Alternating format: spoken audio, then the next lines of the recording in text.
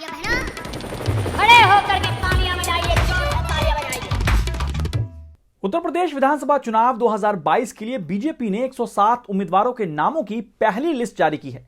इस लिस्ट के साथ ही उन सारे अटकलों पर फुल स्टॉप लग गए हैं जो सीएम योगी आदित्यनाथ को लेकर लगाए जा रहे थे। मतलब योगी आदित्यनाथ मथुरा से चुनाव लड़ेंगे या अयोध्या से। ऐसे में पार्टी ने साफ कर दिया है कि योगी आदित्यनाथ गोरखपुर शहर से चुनाव लड़ेंगे, वहीं डिप्टी सीएम केशव प्रसाद मौर्य सिराथू से चुनाव लड़ेंगे। लिस्ट में जो नाम है और जो नहीं है वो बीजेपी की मौजूदा स्थिति के बारे में बिन कहे भी काफी कुछ कह रही है। पार्टी ने पहले फेज के लिए 57, दूसरे फेज के लिए 48, पांचवें और छठे फेज के लिए एक एक उम्मीदवारों के नाम की घोषणा की है। इस लिस्ट को देखकर यह कह सकते हैं कि बीजेपी ने योगी आदित्यनाथ को सेफ सीट से चुनावी मैदान में उतारा है। गोरखपुर शहर सीट की बात करें तो साल 2017 में यहां से कुल 23 उम्मीदवारों ने चुनाव लड़ा। बीजेपी की तरफ से राधा मोहन दास अग्रवाल उम्मीदवार थे, उन्हें सबसे ज्यादा करीब 56% वोट मिले थे। दूसरे नंबर पर कांग्रेस के उम्मीदवार राणा राहुल सिंह थे, उन्हें करीब 28% वोट मिले।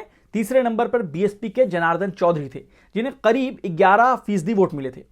गोरखपुर शहर सीट योगी आदित्यनाथ के लिए सबसे सेफ इसलिए मानी जा रही है क्योंकि साल 1967 के बाद से बीजेपी और जनसंघ यहां से नहीं हारी। सिर्फ 2002 में एक बार हारी थी।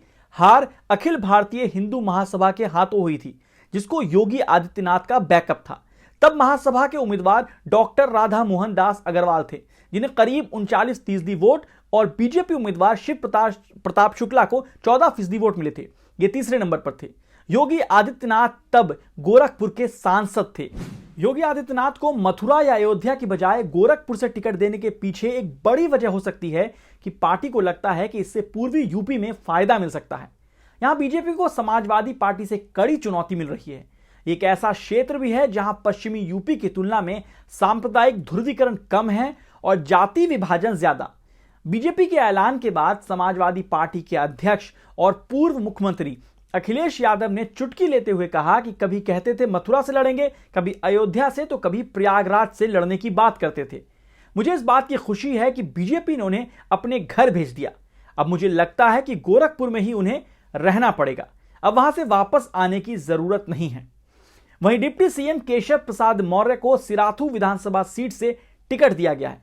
साल 2017 में सिराथू से कुल 16 उम्मीदवार थे। बीजेपी के उम्मीदवार शीतला प्रसाद को 40% वोट मिला था। वहीं दूसरे नंबर पर समाजवादी पार्टी उम्मीदवार वाचस्पति को करीब 26% वोट मिले थे। अब लिस्ट इतनी सरल भी नहीं है। कुल 107 उम्मीदवारों में से 44 ओबीसी, 19 एससी और 10 महिलाओं को टिकट दिया गया है।